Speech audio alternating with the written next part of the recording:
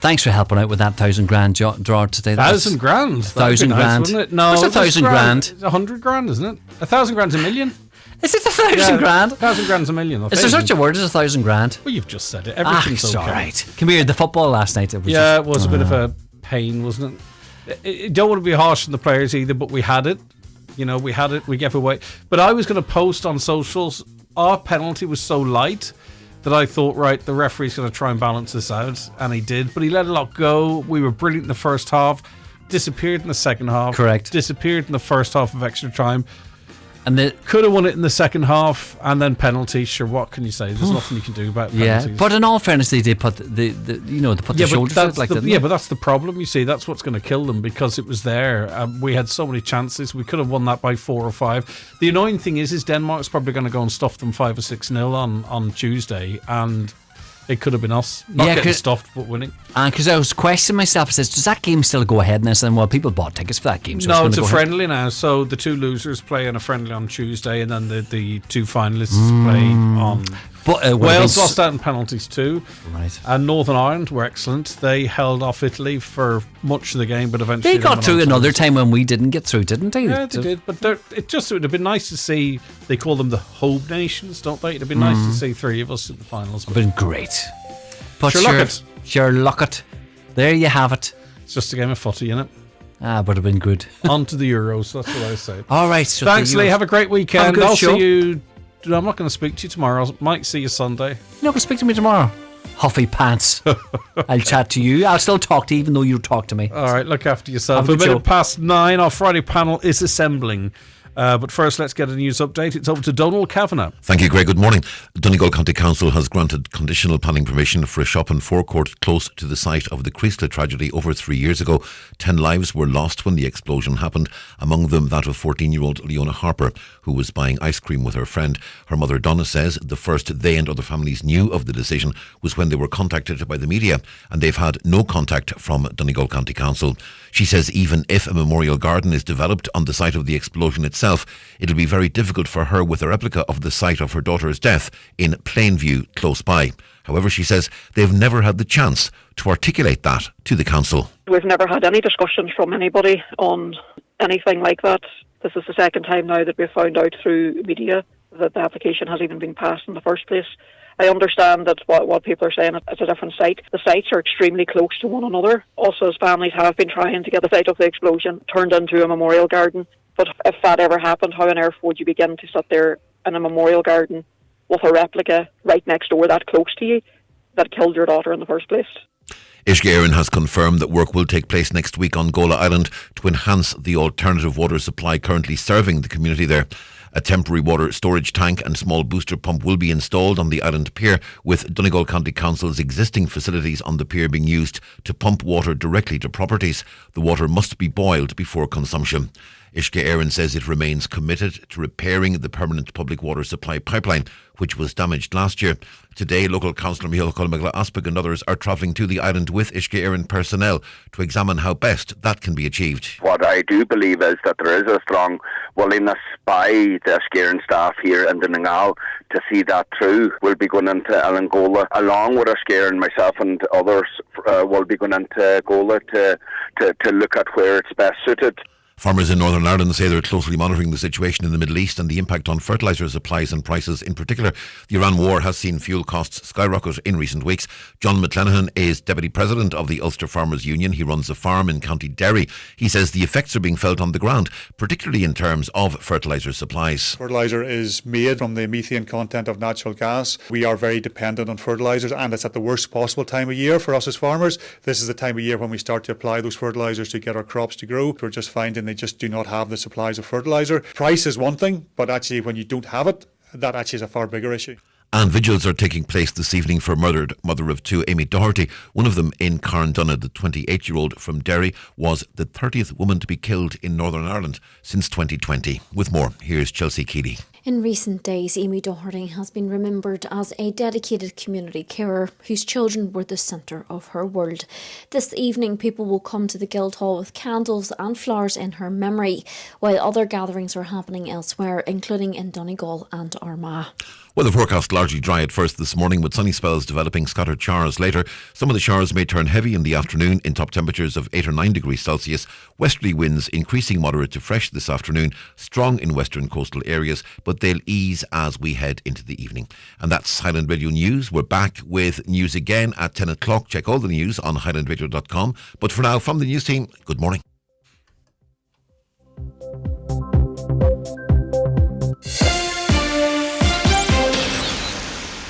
When it comes to big nights in with good times and good pizza, there's good. Then there's Goodfellas good. But when it comes to our New York-style pizza, there's good. Then there's barbecue chicken ripping, pepperoni piling, mozzarella melting, tomato tang, and Raquito pepper rockin' hot honey drizzling good. Goodfellas New York style. Tastes so good, we were voted Product of the Year 2026. Winner of the pizza category. Survey of 8,000 people in the UK and Republic of Ireland by Kantar. The Talk of the Northwest. The Greg Hughes Show on Highland Radio. Hello and a very good morning. You're very welcome along to the Greg Hughes Show here for this Friday, the 27th of March. It's 5 minutes past 9. I do hope you're all very well indeed. It's good to have you on board. We've a bumper couple of hours for you. The first hour dedicated to our Friday panel. We're going to be talking about some of the big issues of the day and the week, of course. If you want to get involved in the conversation, and we encourage you to do so, you can WhatsApp and text us on 086 60 25,000, 086 60 25,000. Give us a call on 07491 25,000 or email comments at highlandradio.com. Let's say good morning to India Kennedy, Campaigns and Events Director with OGRA, Fianna Fáil. Good morning to you. How are you keeping? Good morning, Greg, and good morning to your listeners. Thanks for having me. Okay, we have a radio running in the background. I'm not sure who's got that going, but is that you, John? I must check. I may have Caroline Sweeney, President of Letterkenny Chamber. How are you, Caroline? I'm very well. Greg, how are you this morning? I'm doing fantastic. Thanks so much for joining us. And you got a sneak preview of John McAteer. He loves Highland Radio so much, he listens to it whilst actually also being a guest on it at the same time. Hi, John.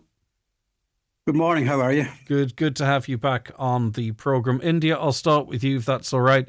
The government's emergency fuel package cut petrol by 17 cent, diesel by 22 cent, alongside an enhanced diesel rebate scheme for hauliers. However, with private commuters facing well in excess of 2 litre at the pumps, hauliers warning of supply chain inflation on groceries, and farmers only getting a 3 cent cut in green diesel, did this package do enough to protect the backbone of our rural economy and the commercial economy generally, or was it a piecemeal attempt to appease too many different sectors all at the one time? What do you think? I think, Greg, that it's a good start. I think that it's an emergency measure made during an emergency situation. I think that there is specific reliefs targeted at hauliers, buses and coach operators, farmers, but I don't think there's enough done just yet. I'd like to think that this is a start and not an end to it. I'd like to see more supports made available, especially for those that rely heavily on the fuels, taxi drivers, hauliers. I also think there needs to be a rebate for fishermen because nothing has been mentioned for them at the minute and they still have to pay extortionate costs for diesel. And at the moment, is their time now to be out fishing? So they need a further relief. But you'd like to see a lot more. You'd like to see a lot more of the prices coming down because at the minute it's just unworkable. Yeah, but we don't really have time to wait for this to be the start and what might come next. Absolutely, Greg. I agree with you on that one. I think it needs to be immediate. I think it's a start, but it's not good enough at the minute. I think more funding needs to be made available. Why do you think then they didn't do it when they had the opportunity, to try and make things easier for people just right now? I think they were trying to respond immediately to the price gouging, and I would say that they probably did it with a hope that businesses would match and bring down the diesel prices themselves, but that's not the case at the minute. But we'll have to see for the next few weeks how it fares out, whether the international prices will come down, but hopefully they will. If not, there needs to be more funding made available for it. Yeah, indeed. Caroline Sweeney, President of Letterkenny Chamber. I know there are companies, businesses, part of your chamber group now that are receiving consignments, and they have, this additional cost on them, and they're having to pay that additional cost. It's eventually going to have to go on to the consumer, you'd imagine, that on top of the rising cost of everything else. What's sentiment like, do you think, and what's your mark for the government's intervention here? Well, a couple of different comments, Greg. Obviously, speaking from first and foremost from the Chamber's point of view, representing our members, and having actually spoke to our members throughout the week across different sectors, and having certain feedback from our other board members, there's a lot of chatter locally on a local level. People are very concerned. And although we acknowledge the government's interventions and that they do provide relief to certain sectors, there still is some uncertainty and unclarity for various sectors across the board. And as you know, Greg, we have members from all across different sectors. And I suppose even coming from my own job, the amount of people that I have spoke to over the weekend, coming from all backgrounds, including farming, guests here at Castle Grove, there's definitely a very, a level of disappointment, I would say, in the government's relief plan. And, you mentioned there to India, do you think did they act quick enough? I think we have to acknowledge the government's actions. I do think we have to understand that they just can't pull a cash lever. And it is a crisis. They are trying to find a balance, but I do think action needs to happen. And there definitely is concern and disappointment. And it's not just the immediate effect on the fuel, which is obviously the first sector targeted, but it's the knock-on effect. And as you mentioned earlier in your show, just before we came on, they were talking briefly about the farming community and fertilizer. I mean, that ultimately affects the food supply, which is a basic need. So, and also to be mindful that all these people who are running businesses and are trying to deal with these challenges and stresses, including myself, I mean, our oil bill at the moment is unsustainable. And regardless if the weather, improves outside, we still have to have heat in the hotel. We still have to heat the water. So it's definitely very concerning. And just to add, all those people have to go home and run households. So the real people behind these businesses that have to go home then and try and manage these stresses at home as well. So I understand, my message would be, I understand the government is in a crisis. We are in a crisis. I don't think it's going away anytime soon. I do think more action is needed. And I do think there's a balance is required.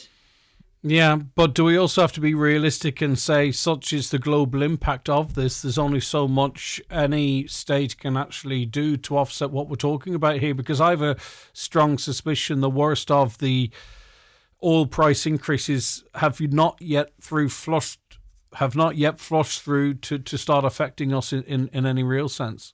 I would agree with that, absolutely. And that's what I was sort of alluding to, even in the simple fact with the food. I mean, I was listening to an expert the other day and they said, we mightn't see that impact for 2 to 3 months.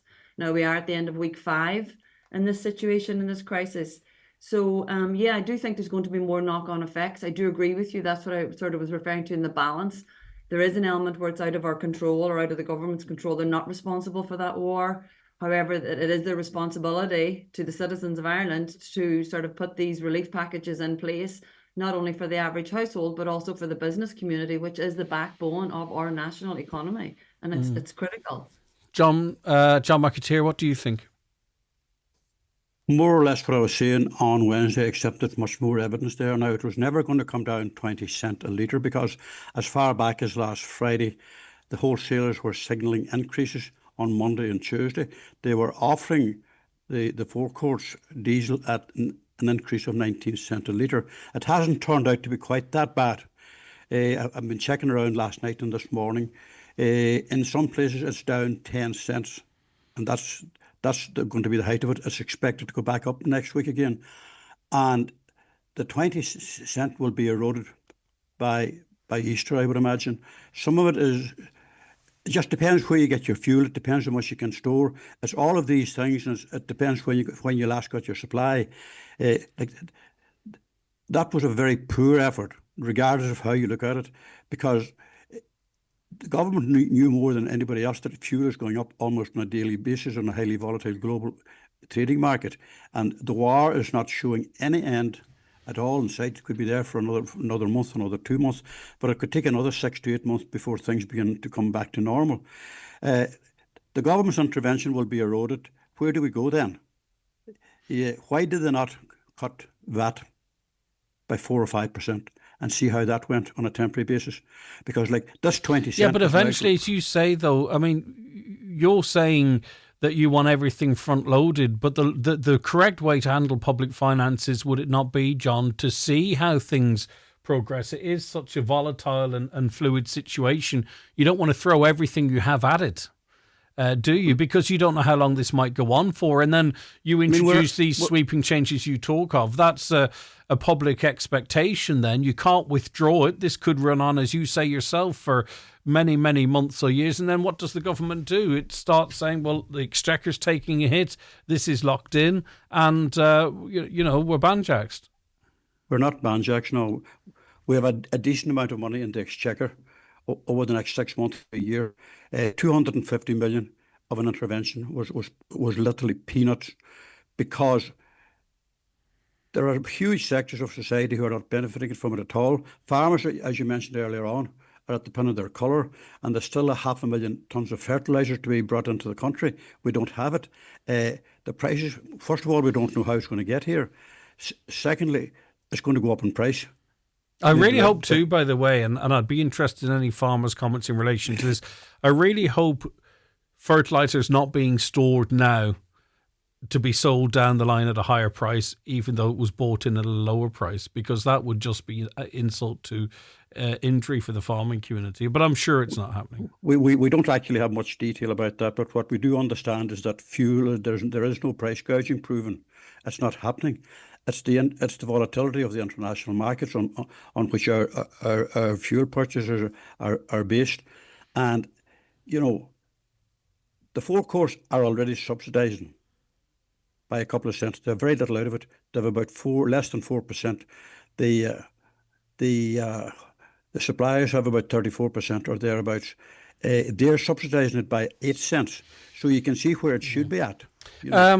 Caroline, in your head, as a business person, what are you allowing for, if you know what I mean, in terms of these elevated costs? Because I can sort of maybe optimistically say it's kind of interesting now, because Trump's claims of progress are no longer affecting oil markets. They've given up on even listening to them now, so words aren't making any difference. But I'd be hoping as a consumer that my diesel might come down to 193. I'd do cartwheels for that. But I'm thinking about a tank of petrol a week and a tank of oil a week. From a business perspective, in your mind, are you locking in sort of a minimum as what you might have to endure? Absolutely. Just speaking again from myself as a business owner here at Castlegrove, we have had our meetings around how we're going to manage what oil is required based on the capacity that we're operating at and coming in. Obviously, it is coming into better weather, but at the same time, we have to sit down week to week and figure out, okay, we need X amount of money for heating and hot water, and what do we need? Where can that money come from? We can't change the prices. So is it a case that we need an extra 20 people in the restaurant, or do we need to fill more rooms? Or of course we're thinking about that, because it's not sustainable. It's just not sustainable. And we cannot put that cost on the guest at the moment. We just cannot. I mean, it's too short of a period at the moment. We're only 5 weeks in. I agree with you a little bit that we do need to sort of watch this and monitor it. And we, as part of being a business owner, you have to be prepared for these situations. They will come and go, and we have to manage. We have to, make sure that we come out the other side, and we have to think about it and figure it out. But at the meantime, that's what we're doing. We're just going week to week and monitoring and hoping, but we are thinking down. And I will think, one thing I would say is that we obviously have been looking at other energy resources, and this is just a stark reminder of how we should not be relying solely on oil, because in overnight, the situation went from €980 for 1,000 litres to 1,540 within 2 days. And then it went to 1,840, then it went to 1,980. Yesterday it was back to 1,680 for 1,000 litres. So, I mean, there are significant jumps within 1 week period. So, yeah, absolutely. And then you sort of would be looking at, well, I certainly would be looking at, it's like this now, how much progress and how much improvement can we see before what month in the year you have to start cranking the heating up again and having to put the lights on from 4? It's not just even the heating, Greg. It's a simple thing. Even the food, I mentioned the food. I mean, everything that's coming in the back door, there's a surcharge on it because everything has to be delivered. Everything's coming in lorries. Even local stuff, it still has to be transported here. So I'm quite worried about that as well. The supply chain and what impact that's going to have on food coming in. And, all over the years and the different crises and different sort of recessions and problems that we've had in our economy, we've tried to hold the prices. We firmly believe that if you hold the prices, the guests will come when they can. And if you can ride the storm, you'll come out better in the end. So, and thankfully, we're in a position that we can try to manage that situation. But I would be worried about businesses who do not have the cash flow to manage that situation. And, I'm very, very, very passionate about that particularly the businesses in Letterkenny, 60 to 70% of our members are small to medium businesses, and they just we have to be mindful of that. And as John mentioned earlier, it's across all sectors. There's so many sectors involved here in business, particularly in Donegal, and that's what we're on today, talking about our business primarily here in Donegal, and that's our role to sort of speak on their behalf. Yeah, and yes, go ahead, John. We really haven't seen any of it as yet. Just out and about last night checking up prices, and you see the odd notice appearing for the consumers, warning of certain price increases in services as a consequence of the fuel increases. So that's the very tip of the iceberg. If you're going to be paying more for transport, paying more for the removal of your waste products and all of these kind of things, because these are all being removed by trucks. Burning an awful lot of diesel. So it'll be after Easter before we see or get any real handle on. And then even something like the taxi industry. Look at the taxi industry, yeah. It affects every industry. It affects, and nobody's talking much about this, construction's being really, really hammered into the ground because they're using pretty heavy-duty equipment, that some of those machines are burning 1,000 litres of fuel a day. And so it is with the farm contractors, they can't make up that money. A few cents here, a few cents there. The government haven't factored in, as Mary says there. You have to factor in and project what the costs are going to be further down the road. The only thing that you can say, it's going to affect everybody in the hotel industry the very same, regardless of where you live. It's the transportation, being within the state or outside the state, of everything. We import an awful lot of stuff, from a pair of shoes, then the obviously manufacturing of food and all of that. Caroline? Yeah, and just to mention as well, particularly the hospitality sector, because I can speak from, obviously we're depending on guests to come here. And there's at Mayhill there the other day, there definitely is some concern around, obviously we have to be positive, but there's definitely concern about how many guests are going to be travelling into the country as well, visitors. So that impacts everybody as well. The thing about that is there are people who have who scrape by, and they can spend less, but then there comes a cohort of people that starts wondering how long this might last, and they have some resources, but they start spending less, and that's that feels very recession-y to me. India, I don't want to be an armchair general, but let's go. I don't know why Israel and the US did what they did when they did. B, I don't know what they're trying to achieve, or how you can actually frame it as what has been achieved, and C, I really can't see how particularly the United States get out of this. Iran, as far as I can see at this moment, seem to hold all the cards, and it's very hard to see how this concludes. I agree with you completely on that one, Greg. It's such a difficult topic. It's such a difficult situation, but the knock-on effect that it's having across the board is it's unparalleled. I mean, obviously you're completely correct in your analysis that Israel hold all the cards. They absolutely do. Every morning on the radio, you can hear Trump saying this and Trump saying that and Trump saying the other. And he was so confident, overly confident at the start. And now he's realizing actually he doesn't hold all the cards. And this could go on for months. It could go on for years. And you'd like to hope that it won't. But I mean, something needs to be stopped immediately before any more lives are lost. It's just absolutely tragic. Mm-hmm. Yeah. Caroline, can you see any path to a conclusion in this at this time? Because as I say, I'm no expert. I probably understand a little bit about PR and how you can frame a victory, perhaps, right? And I just can't see how the United States particularly can. This seems to be very much stacked in Iran's favour because they've tried everything. It doesn't seem to have done anything except bring the country together. And I'm not sure what they have left to try and leverage a deal that Trump can genuinely call a victory. Well, I'm certainly no expert either, Greg, in this matter, but having listened to just even a programme last night where there was a general who is an expert in this field, and he was talking about how he doesn't see how they can, take over the Strait of Hormuz. So I really don't know. I really don't really know how there's going to be a resolution in this. Hopefully there will be a peaceful one. At some point, they're going to have to sit down and try and resolve this. Whether it's other leaders getting involved, I'm not really sure. But I would certainly like, and as India mentioned as well, I think we need to be mindful while we're all talking about, fuel costs and prices. There are lives being lost here as this continues to go on, and hopefully there will be a peaceful resolution soon. It's really all I can say on it. Okay, I'll be back with more from our guests and your comments, of course, after these. McElhinney's Home Value event is now on. Enjoy up to 60% off your favourite designer homeware brands across bedding, home decor, kitchenware and more. Discover our Home Value event in store or shop online and save big at mcilhenneys.com today. Get Easter ready with Super Value. Fresh Irish beef fillet steak save 33%. Fresh fruit and veg from our Super Fresh 5 offer like red onion net, now 79 cents. Plus, with real rewards, mix and match, Nestle, Cadbury and Galaxy large-sized Easter eggs, 4 for €10 until Sunday. Also, check your rewards app for vouchers. Super Value. Still super, now better value.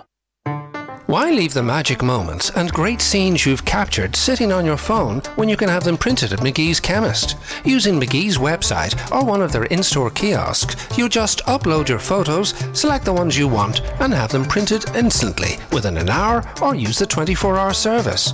35mm and film from disposable cameras also printed, and old photos can be digitally restored. Hold your memories in your hand with McGee's Chemist, Letterkenny.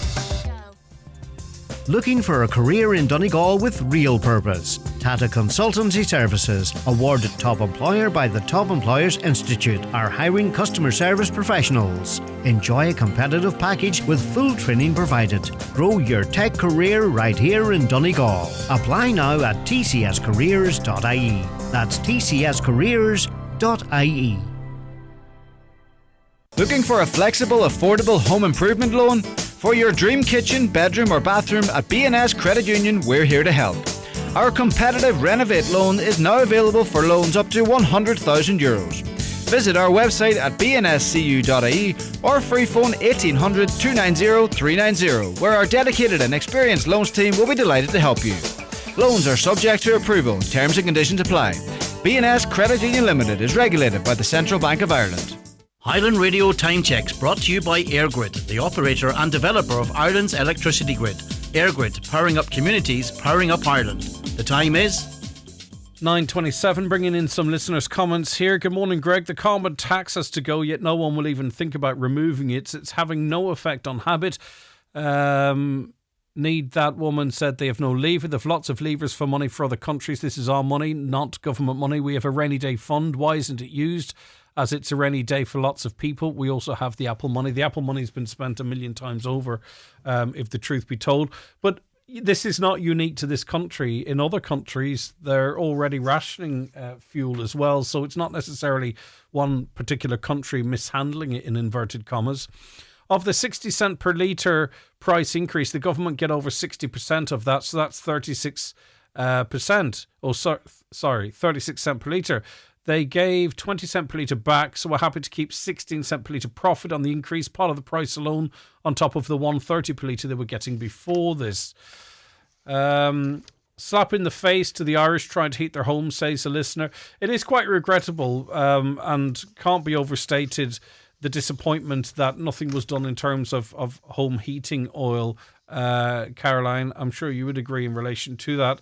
The minister on with us said there's no excise duty on it to get rid of. I think that's what he said. But still, it's only by the grace of God we're heading into the spring. Caroline. Yes, yeah, exactly. It is. Well, hopefully, I mean, it is coming down. Like I mentioned earlier, it has come down a couple of €100 on 1,000 litres. But obviously, we would be hoping for more reduction in that because, as some of your listeners mentioned, it's still costing more than it did on February 28th when all this started. So all we can do is hope and wait that it will come down a little bit. What else can we do at this point? Only plan ahead. Yeah, indeed. Okay. We'll come back to that. With the National Children's Hospital project recently surpassing its 18th missed completion deadline and total approved costs exceeding $2.24 billion, to what extent is the fixed price contract model to blame for the ongoing financial disputes between the state and the lead contractors? And even, I suppose, beneath that rather complex question, India, what the blooming hell's going on? How can we have so many slipped deadlines, still no end date in sight, it would seem? An absolute mess. You're muted, India, I believe, which I'm actually really quite particularly disappointed in you. Go ahead. Sorry, it's not like me, Greg, at all. Oh, it's an absolute disaster, Greg. I completely agree with you. Like, I mean, the fixed price contract model was chosen to provide cost certainty and to transfer risks to the lead contractor. And there's nobody being held accountable at the minute for this. Nobody's saying it's our fault, we messed up. If this was a job anywhere else in the world, somebody would be in court. They wouldn't even be held accountable. They'd be in court over this. I think the delays are a disgrace, and they're a disgrace to the children of Ireland as well, that are heavily relying on this hospital to be reopened to avail of its services. And they're still waiting, and they're going to wait. Like, you'd like to think that by the time it is all opened, it will be worth it, it'll be ready. But with the delays now and the advance in technologies in medicine, is it going to cause further delays and further delays down the road? Who knows? John? The sad thing about that at the moment is that children who had been waiting for numbers of years to be treated in this new hospital have outgrown that status, and they're beyond that now. And, you know, it's a tragic situation that only half the rooms, slightly less than half, 5,728 rooms in a children's hospital. What would you need all that for? That doesn't make much sense, does it? But I mean, somewhere it has gone totally wrong from day one, from the applied planning permission was granted around 10 years ago. It was to go contact 15, 16 or thereabouts. And as you said, 18 delays. We don't know how many more they're going to be, because there weren't any great degrees of clarity provided yesterday when we were just told that it'll be another 15 days before they'll come up with another finish date. Now, after that, let's presume that'll be sometime later on this year. It's going to take a further 7 months for full commissioning of it. So it's going to be 2027 at the very earliest, and if it could even be beyond that. And I can see the whole thing ending up in court anyway, because the contractor is seeking extra money, obviously, for the service he has provided, because things got changed as they went along. The minister is going to defend that. I think we're talking about a figure of 40 million there that the contractor says is outstanding and the department says it's not outstanding. So you have a whole morass of disasters built into it. Whether we got it wrong the first day or what we didn't do is very hard to know. But the size of it is mind-boggling. And I can see this hospital not being finished until 2028, maybe. Like we're heading in that way. Now, they have to start recruiting staff in April, because they're going to need 570 staff or thereabouts, which I thought would be a lot more, but it's not. And they'll be recruiting them from the children's hospitals in and around Dublin, but they'll be in employment from July. Now, what they're going to be doing at that point, given that it might be another year before it's commissioned, I'm not too sure if there's any easy way out of this. This probably needed a very detailed review and investigation as to where it has all gone wrong. I think we're going to need that anyway, because we're not managing to get works done that we should be getting done on time or on track or indeed on contract prices. We seem to have this Achilles heel in Ireland now in the public service, that nothing seems to go according to plan. Things are priced way beyond where they should be, probably. And I keep saying and I keep writing about this, given that I worked in the health service for 21 years. There seems to be a price on nothing right now. There's a contract figure that seems to go out the window very, very quickly. Now, whether the contract details are being drawn up incorrectly, and whether they were never going to be achievable anyway. And that could be the real problem here with the National Children's Hospital, that to construct all those rooms and to have it opened in, 4 or 5 years ago, it was never achievable, I believe. But I mean, where's the government now? They're sitting on their hands because it's out of their control at this point, it would seem. That it's between the Ministers for Health and BAM, the contractor.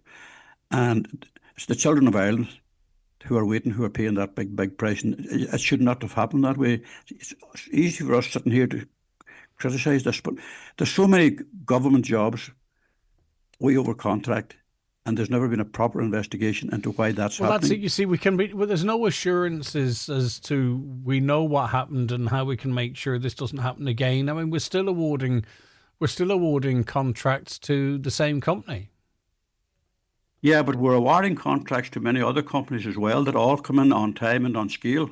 You know, like this is much bigger, but then again, still it's only 2.2 million. It's not a big contract in real terms, you know.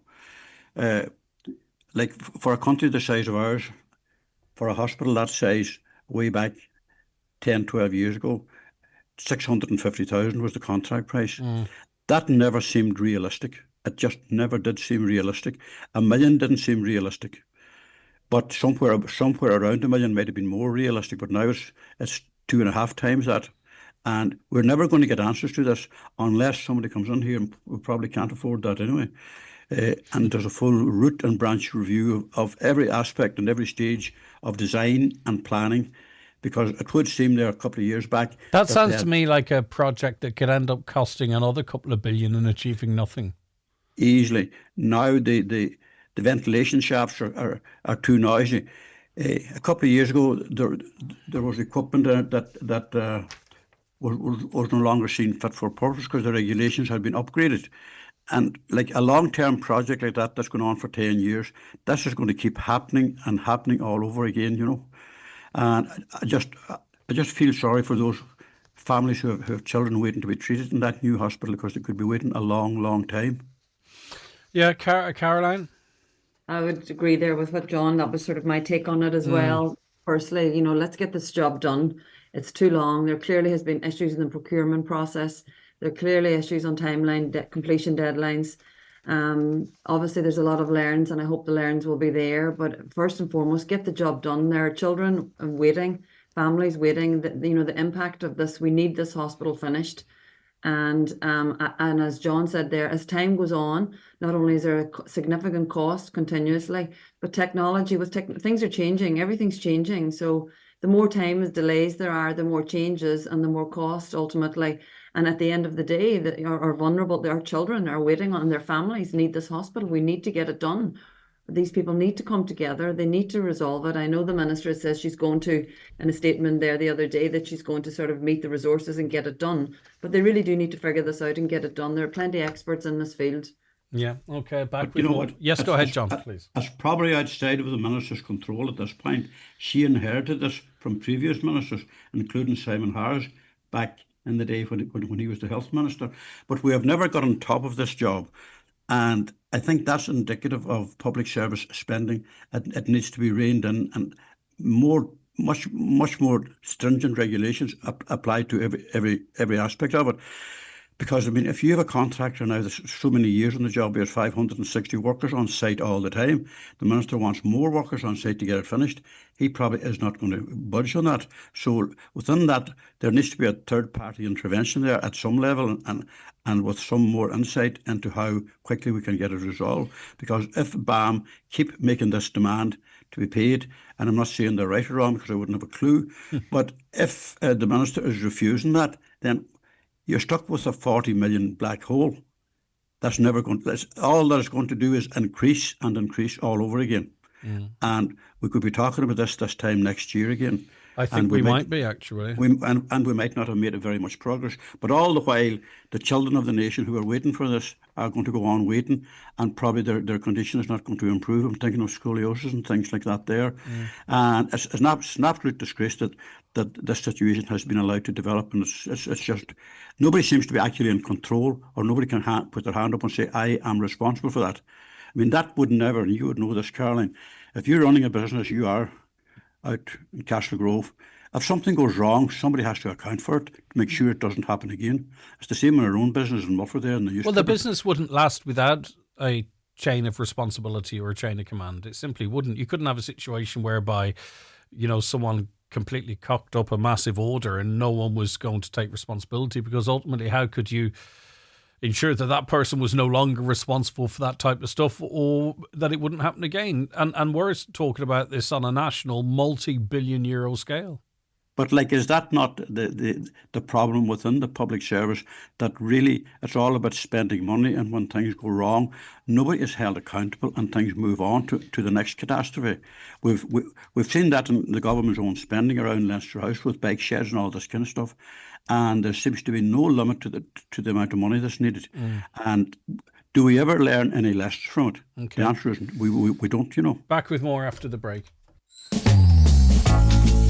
McCullough Jewellers in Letterkenny are synonymous with fine jewellery, quality watches and giftware, with stores at Main Street, Letterkenny and the Letterkenny Shopping Centre, or online at ormccullough.com. You can choose from their quality product range in a relaxed atmosphere, and their sales staff will be happy to help you make the right choice, whatever the occasion. McCullough Jewellers, making moments magical for generations. Crack on with the to-do list with Screwfix's Easter deals. 9 litre Ronseal Fence Life Plus, now 2 for €36. And save 30% on a Stanley 8 metre tape measure 2-pack, now $12.45. Nailed it.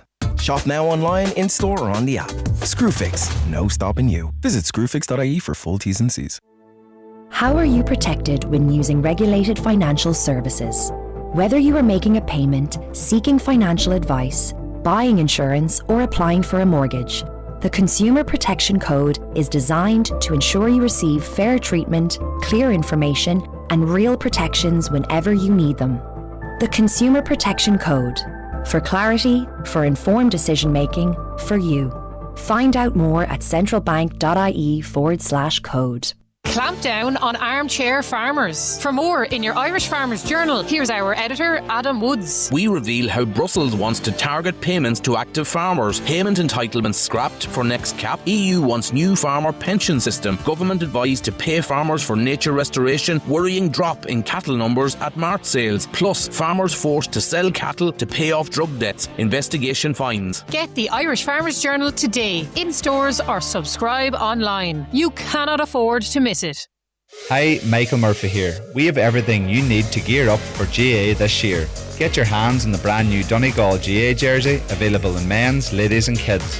Or gear up the whole family for the new season with the latest O'Neill's range of sweaters, leggings and snoods at michaelmurphysports.ie. Free nationwide delivery on orders over €85. Don't miss the Clanry Country Music Weekend this Friday and Saturday. Friday features Kieran Rosny from 9 till 11, followed by Michael English. On Saturday, enjoy Jerry Guthrie from 9 till 11, followed by Jack Coe. Live music continues afterwards in McGettigan's Bar. Don't miss 2 nights of great country music at the Clanry Hotel this Friday and Saturday.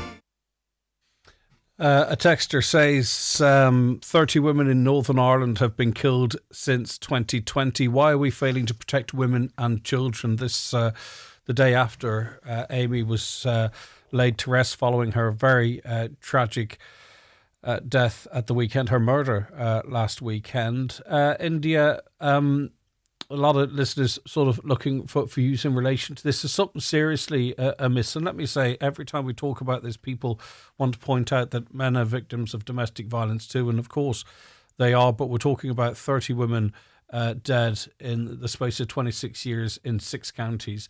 How concerned are you at where we're at and how we don't seem to be seeing any improvement in this? In fact, all statistics seem to indicate that this situation is indeed getting worse. It's 100% getting worse, Greg. It's very scary as a young woman to have to worry about things like this. You always think that growing up in Donegal, you're very safe, but aspects like this with domestic violence and violence against women, it's all across the board. It doesn't matter where you live. It's happening to women all across the world, all across the county, all across the country, and it's not getting any better. I was involved with the panel discussion with Gore Media in 2020. I was a regular panelist with them, and we were discussing violence against women after Ashling Murphy had passed away. And we were talking about it then. We were talking about how there needs to be a change before it gets worse, and it's quadrupled since then. It's hard to know how you can fix this situation. You know, do you go back to schools? Do you go into schools and do you teach from a young age?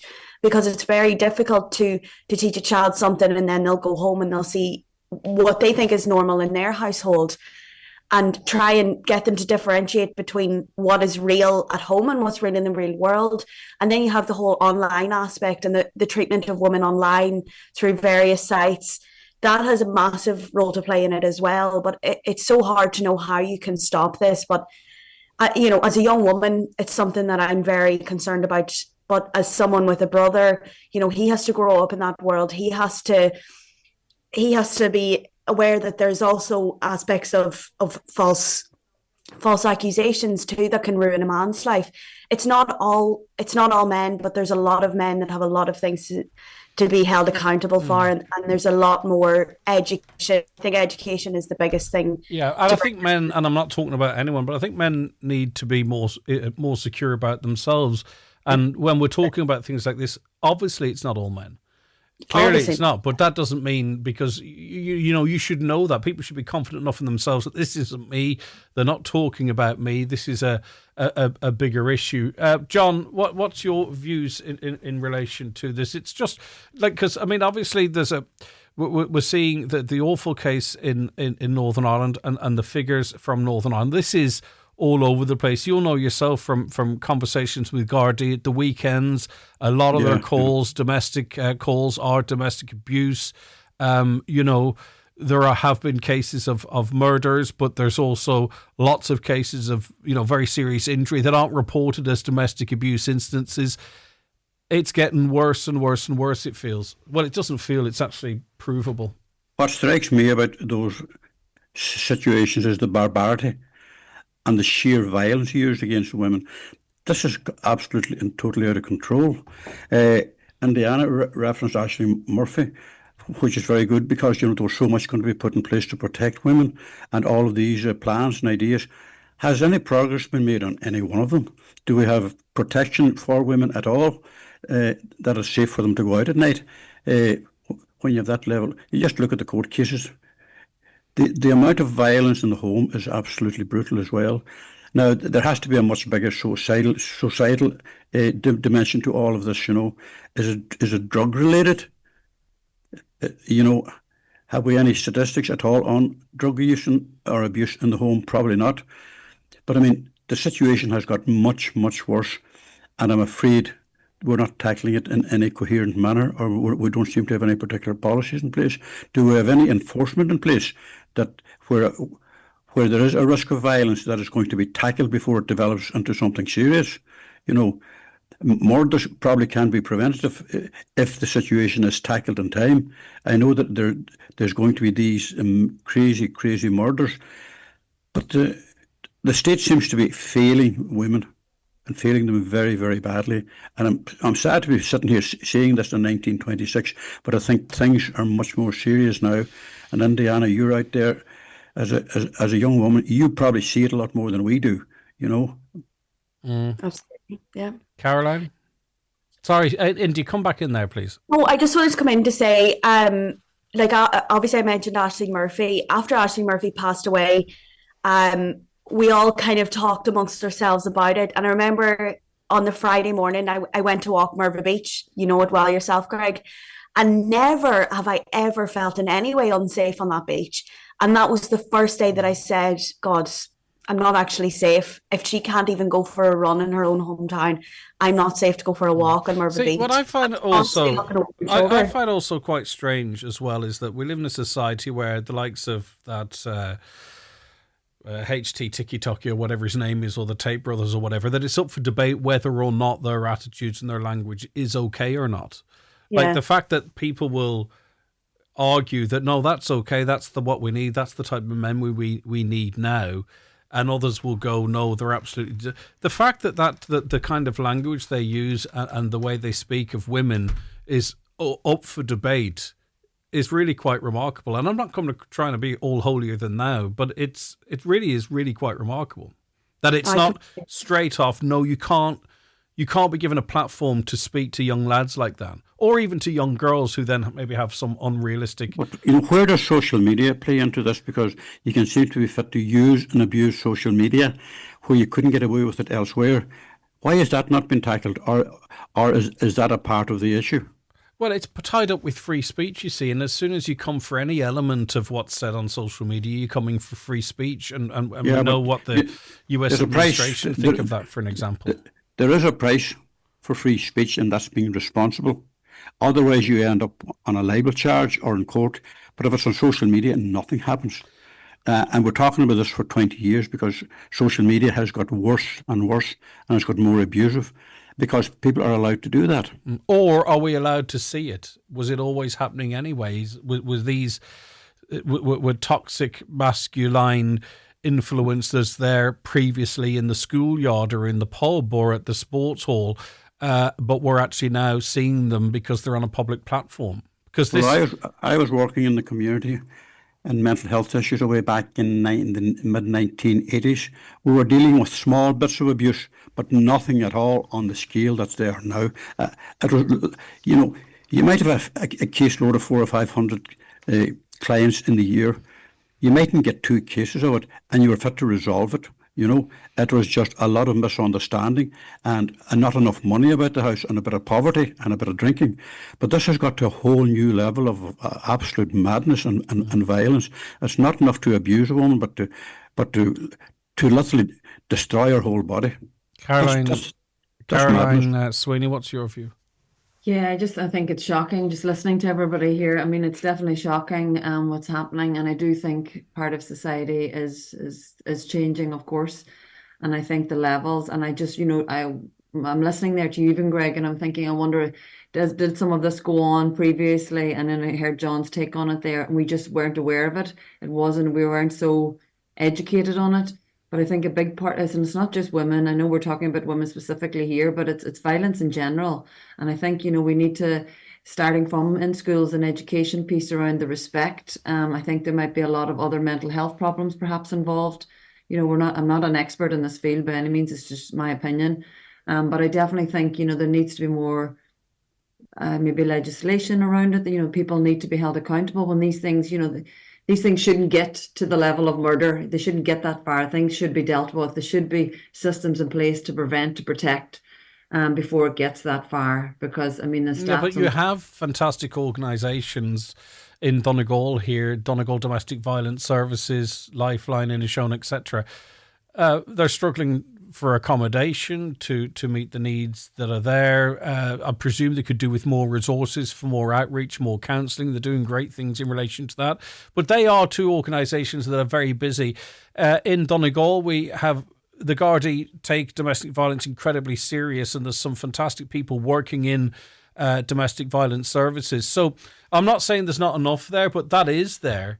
And yet we are seeing this epidemic of domestic violence. That's, I know there's more we could do, but I can't understand how it's getting worse when there's so much conversation, quite a bit of calling out, and some resources there to deal with it. It's worrying. It worries me. My take on that, Greg, is that we have a much bigger population, and we have less resources accordingly.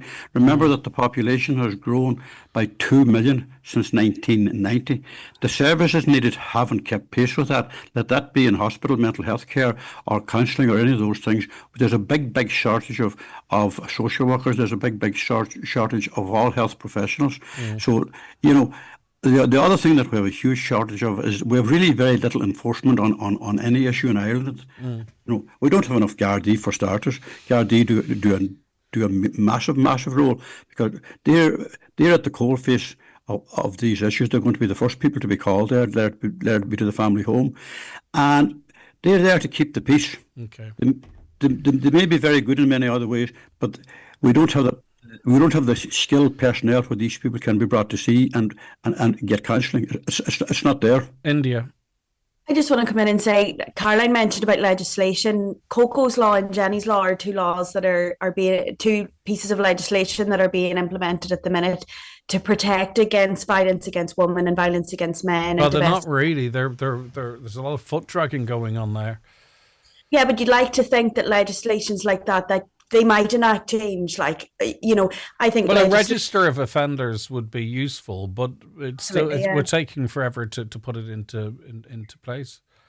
And women can't wait, and men can't wait because they're being severely injured or abused or killed in the meantime. But I take your point. India Kennedy, thank you very much for joining us on the programme today. Have a great weekend. Look after yourself. Have a great. Bye-bye. John McAteer, always a pleasure. Chat to you soon. Thanks, Greg. All right, bye-bye. And last but not least, Caroline Sweeney. It's been a pleasure having you on the programme, and look after yourself. Thank you. Thanks, Greg. Okay, goodbye. Back with more after the break. Is your business or farm having difficulty getting a loan or restructuring bank debt? The good news is there's something you can do about it. For over 10 years, Credit Review has helped Irish SMEs by appealing unfavourable credit decisions. For more information, visit creditreview.ie. Credit Review is an initiative of the Government of Ireland. It's time to travel again, to feel nervous again, to go where they go and roar them on again. Rise again this Sunday in Croke Park for the Allianz Football League finals. Meath face Cork in the Division 2 final at 1:45 and Kerry take on Donegal in the Division 1 final at 4. Advanced ticket sales only at GAA.ie or selected Centra and SuperValu stores. GAA, where we all belong. Get smarter insights into your energy when you join YouKnow Energy. With monthly predictions before every bill and a handy app that lets you track your hourly, daily and monthly usage, you won't know yourself with YouKnow Energy. Join YouKnow Energy today and save up to €777 a year on electricity and gas and get a €50 welcome bonus. YouKnow Energy. You just know. YouKnow Energy discount variable electricity rate EAB €1554 and discount variable gas rate €1192. For T's and C's rates and savings calculations, see YouKnowEnergy.ie. Surprise pricing may change. Ensure the safety of your team with SafeTech. We have part-funded courses in first aid, people moving and handling, confined spaces, food hygiene, quad bikes, fire warden, IPAF MUPS, electrofusion, welding and machinery cards for Ireland and UK sites. Also delivering online courses like utilities, water hygiene and construction supervisors. SafeTech can deliver group training at your business premises. To find out more, contact safetech.ie today. Vibrant Glasgow awaits. Fly easily from Donegal Airport with Loganair. Book your tickets now at loganair.co.uk and explore all that Glasgow has to offer. Enjoy convenient travel from Donegal to Glasgow with Loganair. Highland Radio weather updates with McElhinney's. Find the perfect outfit for any event this season with our extensive collection of occasion wear for women and suiting for men. Explore more in-store or shop online at mcelhinneys.com. So largely dry at first this morning with sunny spells developing, and looking out the window, they're there, but scattered showers will develop later in this morning. Some of the showers may turn heavy in the afternoon, temperatures 8 to 10 degrees. Quite a few of us from Highland heading down to Dublin for the Donegal Person of the Year celebrations tomorrow night. Really looking forward to it. Our very own Packy Keeney is being honoured. He is the Donegal Person of the Year, and what a fantastic man for that position. Not to take anything away from Packy, of course, but I am going down as the defending Donegal Person of the Year, Best Dressed Male 2025. I'm not sure if it's ever been won. I'm not sure if there's ever been back-to-back winners. I know Noel Cunningham was Donegal Person of the Year because of COVID for about half a century. But anyway, could it be done? Could it be done? I wonder if Paddy Power taking odds on it. The retention of we'll see. We'll see. I can only hope. But anyway, we'll report back on that Monday and tell you how it went. But it's fantastic that, all jokes aside, Packy Keeney is getting the credit that he deserves. It's the reason we're all here in terms of this radio station. Okay, gonna take a break for the news at 10. Come back don't go anywhere for that matter. We've so much coming up in the next hour. McGowan Hearing, one of the longest established audiologists in the Northwest, now have weekly clinics in Letterkenny, Buncrana and Carndonagh. Book your free hearing aid consultation at one of these clinics or with audiologist Darren McGowan in your own home. Call 07191 00208 or visit mcgowanhearing.com. Life's busy. Payments should be easy. With AIB, you can now send money, receive money, or split a bill all from your AIB app with ZipPay. All you need is a mobile number. Open the AIB mobile banking app, find ZipPay, get it done. And you're back in the room. Or the five-a-side pitch, or the pub quiz. What is the capital of Australia? Or wherever that life of yours is headed next. AIB, for the life you're after. Terms and conditions and eligibility requirements apply. Allied Irish Banks plc is regulated by the Central Bank of Ireland. Is braling a bheith getalt? Bí mit de hir a getalt mar go éonmuid. Barry wadling getalt as airfort na siúna. Tá sé Harva áisiúil gan daut. Tá second slán le isca. Agus tá an chorclás tefamach den doras. Is féidir leat etalt go leor átainna iontacha. An Roiv, Madrid, Frankfurt. Cad is ar magúni? Is sé airfort na siúna an áit is fear le hetalt as. Attention Donegal, Derry and Tyrone. PD Bathrooms and Tiles are proud to unveil our newest and most stunning showroom in Lisfannon Business Park, Buncrana. Located right opposite the Northwest Golf Course, we offer unbeatable quality and incredible value. For 30 years, we've been the experts in total refits, stocking and serving as the sole agent for many top brands. Visit us today and transform your space with the finest bathroom and tile solutions. Telephone 93 95 884. PD Bathrooms and Tiles, where excellence meets value. Lisfannon Business Park, Buncrana, F93H10F. Okay, take the next right. Sure.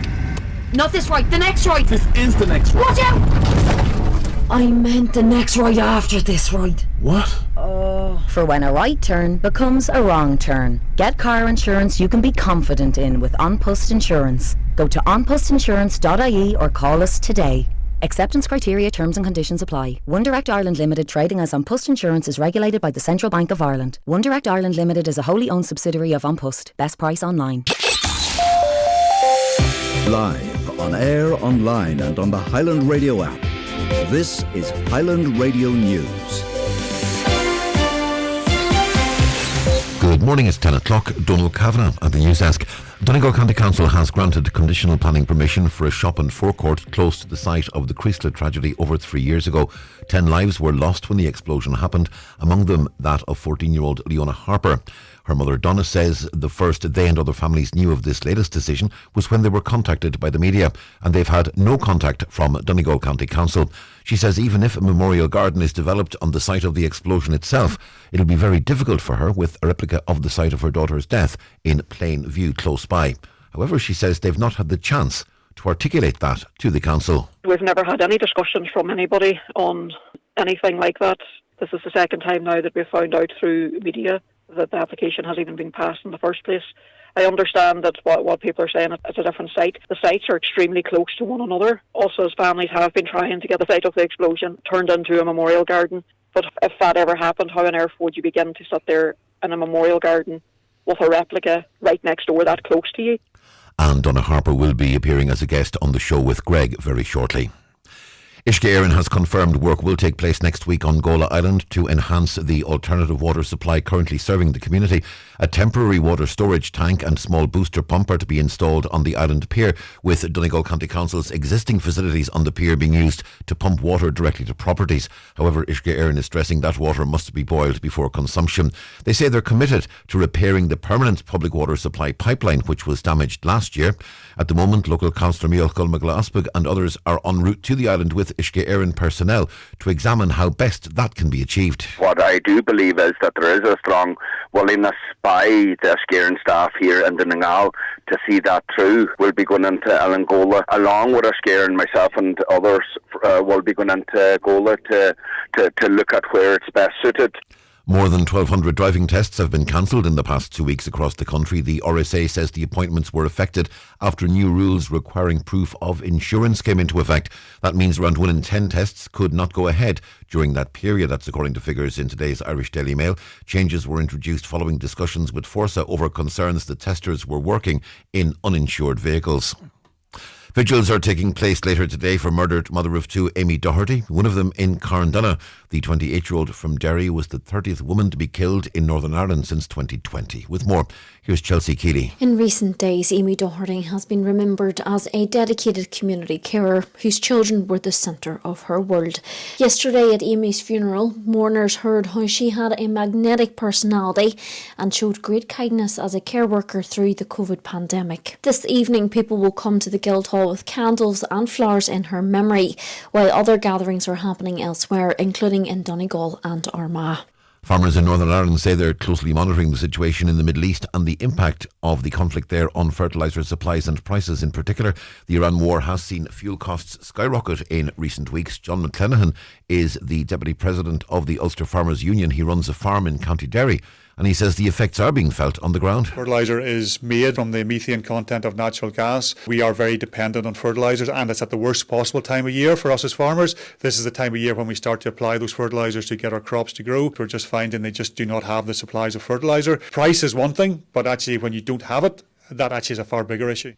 And there's a demand on government to give support to farmers over milk price cuts from supermarkets. A number of supermarkets have cut the price of milk and butter, and farmers say as a result they're losing out. The IFA Liquid Chair, Henry Dunn, says the state must come forward with assistance. Firstly, I hope it's not a price war, and the government need to look for support. They had an opportunity to give support with the when they were announcing the fuel measures at the beginning of the week, and the green diesel really saw next to no reduction. Weather forecast, some sunny spells developing this morning, but scattered showers will develop as well as the morning goes on. Some of those showers could turn heavy in the early afternoon. Top temperatures today 8 or 9 degrees Celsius. Westerly winds increasing moderate to fresh for the afternoon. They'll be strong in western coastal areas but will ease in the evening. And that's Highland Radio News. We're back with news again at 11 o'clock. Check all the day's news on highlandradio.com. But for now, from the news team, good morning. The obituary notices for this Friday morning, the 27th of March. The death has taken place of Eileen Dundas, Brocha Clohan, Admiral Stranora and Glasgow. Eileen's remains will repose at her home in Clohan, which is private, please, at the request of the deceased. Requiem Mass in the Church of Mary Immaculate, Stranora, tomorrow morning at 11 o'clock, with service of interment in Drumbo Cemetery. The death has occurred in Galway of Damien Hegarty, Chris Lamore, Burnfoot. Damien's remains are reposing at his late home. Removal from there tomorrow morning at 10:15, going to St Murdoch's Church, Fawn, for 11 o'clock Requiem Mass, followed by interment in the adjoining graveyard. The Requiem Mass can be viewed on churchservices.tv. Family time, please, from 11 o'clock tonight and before the funeral tomorrow. Family flowers only, please. Donations in lieu if desired to Oranmore Mary Coastal Search Unit, care of any family member or Sean Murphy, funeral director. And the death has occurred of Peggy Doherty, Williams, Letcher, Cooldaff, Nay Grant, Maharamore, Clonmany. Peggy's remains are reposing at her home. Funeral from there on Sunday morning at 10:20 for 10:30 funeral mass in St Patrick's Church, Ahatclay, followed by burial in the adjoining cemetery. The funeral mass can be viewed live on Emma McLaughlin, funeral director's Facebook page. Family flowers only, please. Donations in lieu if desired to Medical 8 Letterkenny University Hospital, care of any family member or Eamon McLaughlin, funeral director. For family information and more details regarding wakes and funerals, please go to highlandradio.com.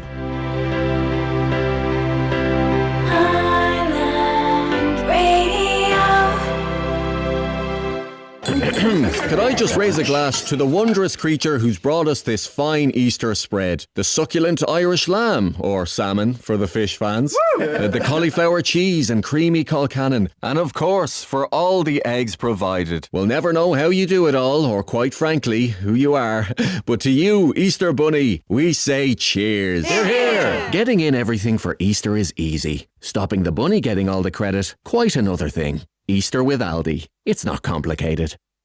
Okay, you're very welcome back to the programme. For those of you watching, as someone pointed out, that And you're not the first person that the holding screen, when the ads are playing or the news is on, the text moves very slow. I will speed that up, I promise. Someone mentioned that ages ago. And also, too, there's a graphic of a cloud with a bit of sun behind it, and someone believes it looked like the temperature reads -9 rather than 9 degrees. So, yes, I will take on board what you're saying, and I'll sort that out for you. Don't worry about that. Greg, I look forward to seeing who wins Best Dressed at this year's Donegal Person of the Year Ball. Not only do you lead the way in current affairs, now listen to this, not only do you lead the way in current affairs, but you are now a fashion trailblazer. Yeah, I mean, I can't deny that. I simply can't deny it. I'm normally modest, but you're right. I can't wait for the Greg Hughes by McElhenney celebration or collaboration. Yes, I'm always open to collaborations. Not this year, though. I don't believe. I don't know who I'm going to wear, but I haven't got the call. So if I'm going to have to win it, I'm going to have to win it on my own. You got a lot of stick at the time for your communion shoes, but you didn't get Best Dressed at the Donegal Ball for nothing. The white shoes, and they did come from McElhenney's, actually. Yes, the white shoes, in fact, were quite a problem. I liked them. I thought I looked great, and it wasn't me that decided to wear them, but they've gone now. Right, let me see. The podcast, our podcast is available for you, and maybe I don't talk enough about it because we are on podcast 12 or 13 at the moment, and I have to say we've had a wonderful reaction to it, and it's available for you in lots of places. It's a sister podcast to this show. We release a new interview every Friday morning at 11 o'clock, and I'll go through some of the guests for you early next week. Where do you get the podcast? It's available for you in the listen back section of our website, highlandradio.com, but it is also on Spotify and iTunes as well. So if you search Spotify or iTunes, I don't really use iTunes, but I presume it's the same, you will see the Greg Hughes podcast. Just search that. And what you get there, firstly, please, if you could give us a like, a subscribe and a review, it really helps. But you'll see the podcast of this show every single day. But on a Friday, then, you get the additional sister podcast. And as I say, these are real people, real stories from showbiz to books to just regular folks that have done 65 years of hard graft in the county to the guests we have today. You'll never think it's going to knock on your door twice. That was one of the lines that jumped out from me from this Friday's podcast. I sit down with Gary and Patrice McCrossan for a moving and courageous conversation. They're just a regular couple that have gone through an extraordinary time. They open up about their family's dual battle with cancer, sharing the raw reality of navigating the journey with both mum and their beautiful son, Zach, being diagnosed in a year. It's a story of resilience, the strength of a family bond, and the reality of facing life's toughest challenges head on. You can hear the whole thing at 11. I'm going to play for you a clip now. We've been talking about Patrice's diagnoses, and very shortly thereafter, Patrice particularly, but Gary as well, noticed that Zach, he was lethargic. He just wasn't, as energetic as a young boy of his age might be. And they took him for a series of tests. They weren't very satisfied with the diagnoses and said, look, we want to get him tested. We think there's something else going on here. And he eventually ended up down in Dublin for tests. And we pick up the conversation, really, I suppose, when they're just about to be told that Zach is not a very well boy. So when we were in Temple Street, again, we were just down for blood results, but I wasn't expecting anything anyway. I think that's kind of after I kind of had it in my head that, it's going to be something completely different and not anywhere near as serious. But again, we were took into a room, and once the room, we see the room, you kind of know. But I think I was just more angry than anything that particular time. Why? Angry with life or angry just with the angry system? In general, not with the system, just in general. Adult cancer and child cancer is two very, very different things. And you're so helpless, you know what I mean? I was just so angry that day, but it took a little bit of letting it sink in kind of get proactive and stuff like that. And I suppose money was a big thing for me. Trying to make sure everyone was going to be supported. We've already been through almost a year of the family being split up. So that was the toughest part for me. So yeah, but the treatment then was so you were told effectively that the treatment that he needs is not available here, or what was the conversation at that point? And is that on that same day, or well, it doesn't matter if it's on the same day in the same space. Like I think it was. It was. That just says that he would have to go to either the UK or the Netherlands for the treatment. We didn't get to pick or anything. It was just they send out an email and whatever hospital suits best. Yeah. But I mean, then the reality of the situation is first you're dealing with that and all the emotions of that, but also there's the practicality of it, right? As you said, Gary, you're already split for a year. Yeah. Who goes where? I presume your treatment at home as well has to be factored in, or was there a convenient gap? Or well, she gave me oral chemo to take with me. But even before we went, we weren't even sure. Like we knew Netherlands was coming, but at the start we didn't even know if you were going to be able to go or not. I think it was further down, closer to the time of going to Netherlands, that you got kind of the green light to go as well. So that was a big part of. It would have been very difficult for you if you had to stay at home. Yeah. Almost impossible. Like I wonder, would you have started making calls on your own treatment at that stage? I know. You know what I mean? You don't even have to go down that route, but I would imagine it would have been incredibly tough. So if there was a small chink of light at that time, maybe that's it. And are you given a time frame as to how long Zach's treatment would be in the Netherlands? Or said around 6 months. Wow. Yeah. So what was the plan then? We were just when the Netherlands was confirmed, I just went into organising planning mode. You know, the big one for me, obviously, to start off with was money. Funding. There are some fantastic charities. I'm not going to start naming any today, but there are some fantastic support channels available in the country. But we're also very lucky that we have a fantastic community here as well.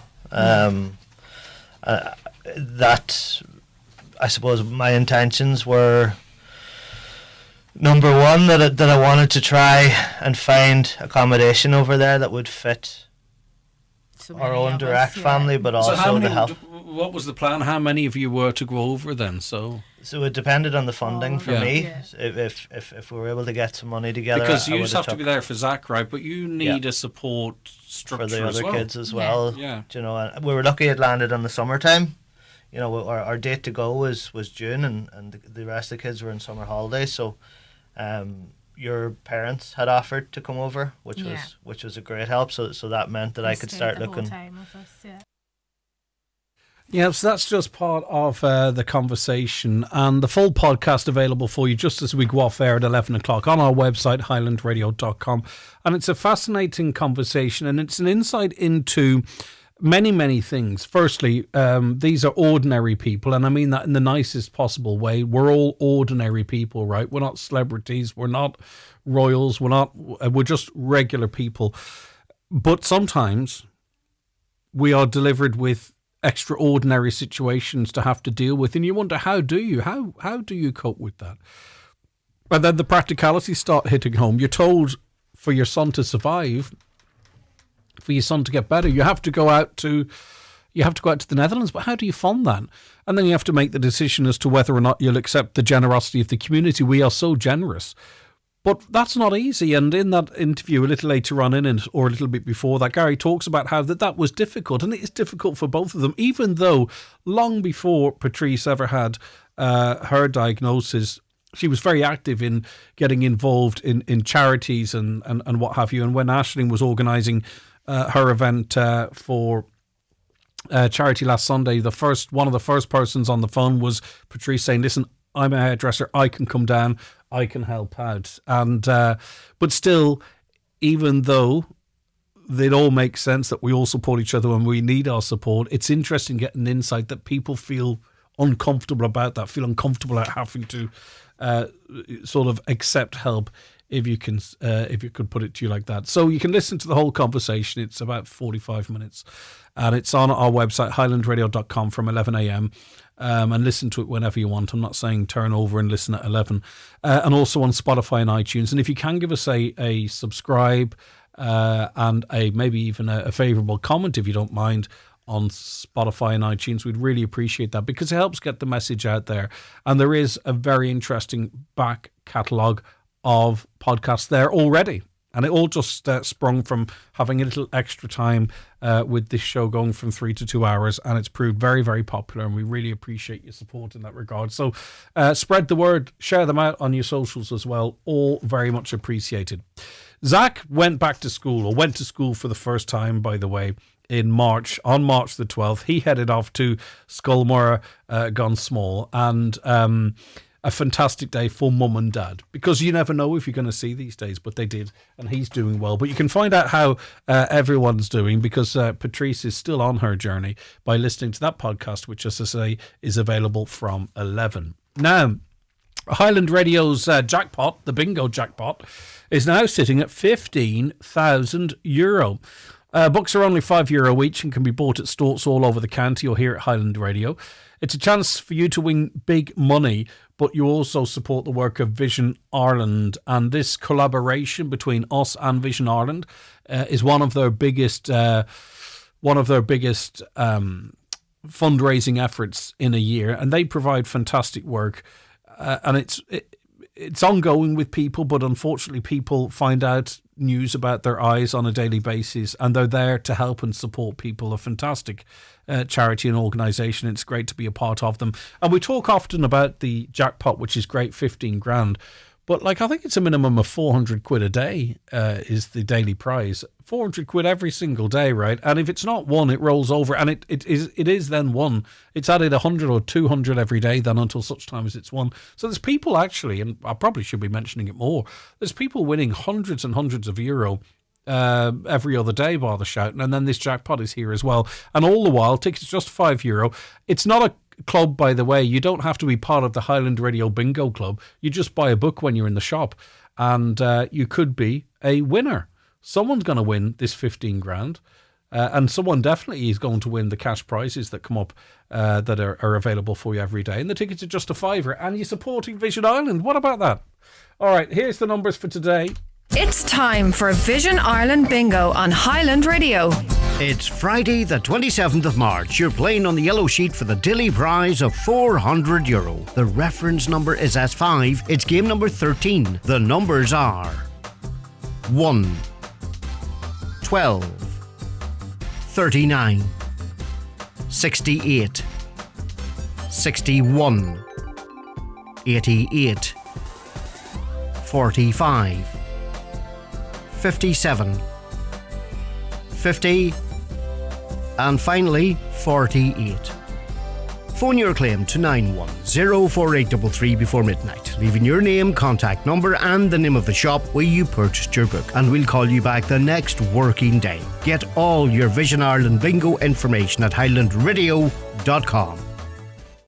The Elaine McGlinchey Memorial Tractor and Truck Run will be held in McGillsfield, Maharay, Castlefin this Saturday, 28th of March. Registration from 11 a.m, leaving the field at 1 o'clock. Registration fee €20. Proceeds to Dunamore National School. For inquiries, call John McGlinchey on 087 298 3508. This ad is sponsored by Mark McConnell, Agricultural Consultant and Auctioneers, Stranorlar. On Business Matters this week, I'll be speaking with Dermot Doherty, owner of Print Supplies in Frosses, which specialises in providing managed printing services for your business. So join me, Chris Ashmore, for Business Matters after the 6 o'clock news on Sunday. Business Matters is proudly sponsored by Print Supplies Frosses. With 21 years in business, Print Supplies provides managed print solutions with local support and remote ink monitoring, saving your business time and money. Print Supplies, your local printer and photocopier company. Do you have a job vacancy that needs filled fast? Tried everything but still no luck? Let Highland Radio's Job Spot do the work for you. We'll share your vacancies with 70,000 daily listeners in Donegal, Derry and Tyrone every Monday, Wednesday and Friday during prime time. Plus, your jobs will be listed on highlandradio.com under our Job Spots section. It's fast, cost-effective and reaches the people you need. Contact our advertising team today on 07491 253 22 or email advertising@highlandradio.com. Highland Radio, delivering your message across the Northwest. As you've been hearing on Highland Radio this morning, Donegal County Council has granted conditional planning permission for a shop and forecourt close to the site of the Creeslet tragedy over 3 years ago, coming up on 4 years in October. 10 lives were lost. Hard to believe it. It still really is hard to believe, even as you say. 10 lives were lost when the explosion happened. Amongst them was, of course, 14-year-old Leona Harper, who was buying ice cream with her friend. We're joined by her mum now, Donna Harper. Donna, thanks very much for your time. Good morning, Greg.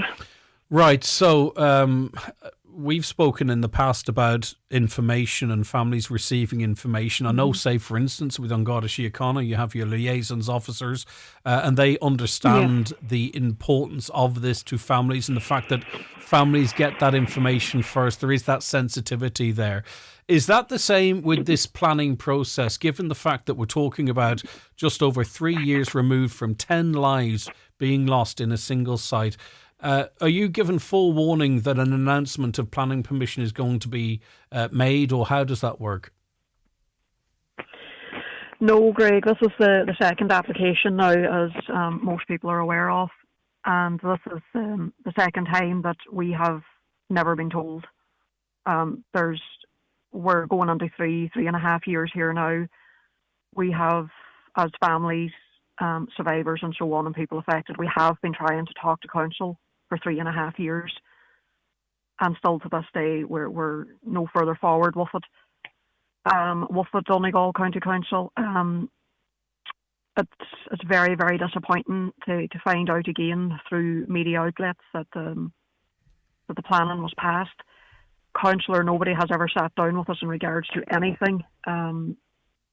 If I want to go to Creeslet to lay flowers for my daughter, who was killed there, I'm standing at the side of her road laying a lock of flowers. Donegal County Council has never even engaged with us or talked to us even about memorials, and we have been trying to do that as well for almost 3.5 years.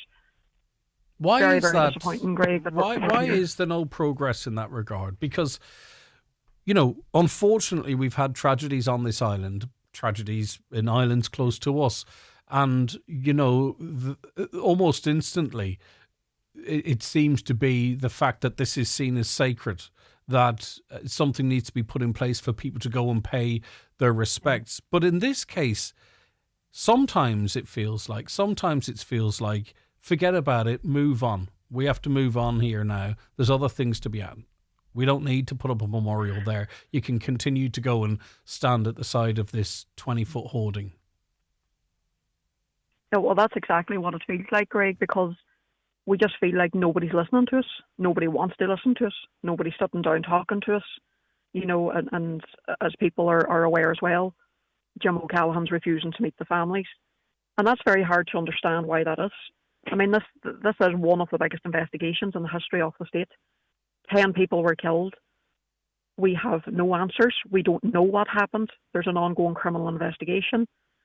On the first application, there was submissions put in, and ourselves, we had put submissions in, and along with other people on the first application, that wasn't even looked at really by Donegal County Council. They just went ahead and passed it. Obviously then we had went at that time to An Bord Pleanála, and they had stopped the application. But they had stopped the application, Greg, on different things. And one of the things that they stopped it on was safety, on the grounds of safety and concerns and stuff. But they that couldn't. Was actually one of the. Yeah, but they couldn't consider it on the basis of emotion, though. That's Donna. No, we do understand that, but one of the submissions that actually went in regards from ourselves, we actually spoke about this, you know, safety and so on. They didn't even look at that. They just went ahead and passed it. Yeah. But then An Bord Pleanála had refused it on basically the same grounds as what we had put in. Mm-hmm. And the council didn't even look at that. I think at this stage now there's very serious questions that need to be answered to us. Okay. But Donna, just in when relation you're looking at to a second that, application, Donna, just in relation to that, and you can talk about that, but I just of course, yeah. Although this is an unimaginable tragedy, and there are many people think that nothing should be built either on or near that site. In fairness to the planners, they can only consider what they might consider if this tragedy never happened at all. In other words, sight lines on roads, the speed of traffic, the level of traffic, whether or not the development is aligned with the county development plan, the need in the local area. They are the only factors that they can make this decision on. They cannot consider the emotion of it or the human impact of it, because the planning doesn't have those guidelines contained within. Do you get where I'm coming from? And how sympathetic I am to this situation. No, I do. I understand where you're coming from, Greg. But if you go back and you actually look at some of the submissions that went in for the first application, it wasn't just about grieving families. It wasn't just about emotions. There was also stuff in that about the safety concerns and about other concerns. It wasn't just about grieving. They didn't even look at that. They just went ahead and still passed it. But then when it was appealed to An Bord Pleanála, An Bord Pleanála just turned it down for a lot of the same reasons that was already put in there in the first place. Yeah. So when An Bord Pleanála turned that down for some of them reasons, why did Donegal County Council not even look at it? Why did they just go ahead and pass it? They might be coming back saying, it was just grieving families. But I'm sorry, did they not even read some of the submissions that went in? It wasn't just about grieving families. No, you're right. There was some very, very serious concerns within them applications that was put in for submissions. It wasn't just that we're just grieving, and it wasn't even looked at. The site of the tragedy will not be built on now, but the plans that have been approved by the council are nearby.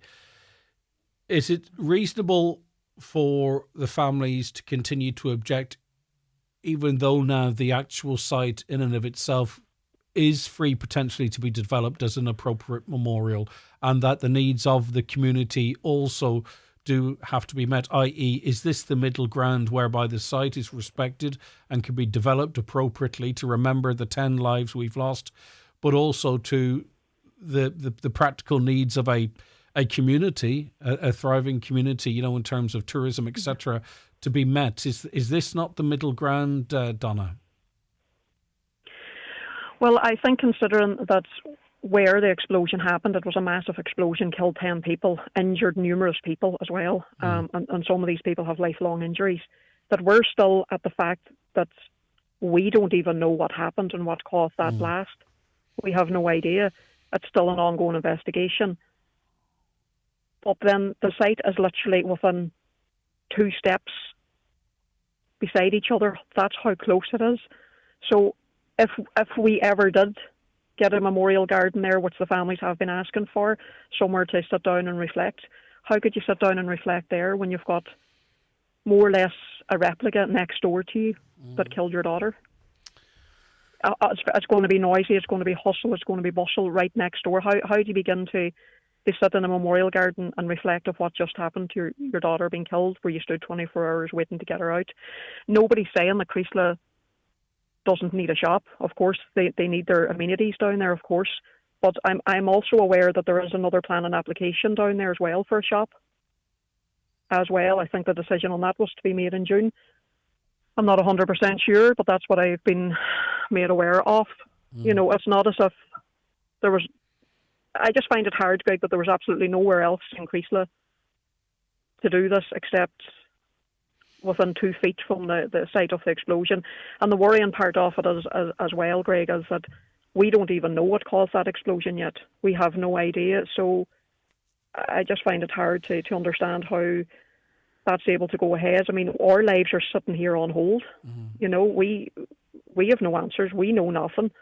So how is that allowed just to happen when there's no answers as to what caused it in the first place and left such devastation?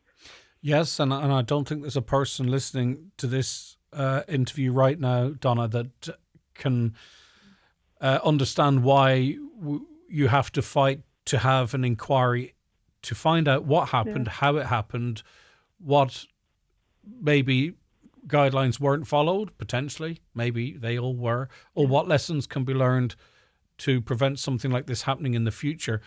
There is others, though, that will say, and I don't mean this insensitive at all, but if, you talk of a reminder being next door, but I mean, maybe that could be shielded in some way, or people might say to you, well, if a car passes in front of it in a way, that could be a reminder, and again, Donna, I'm not being insensitive. I'm just wondering in terms of public support, if people not at will all, fully Greg, get not at all. Yeah.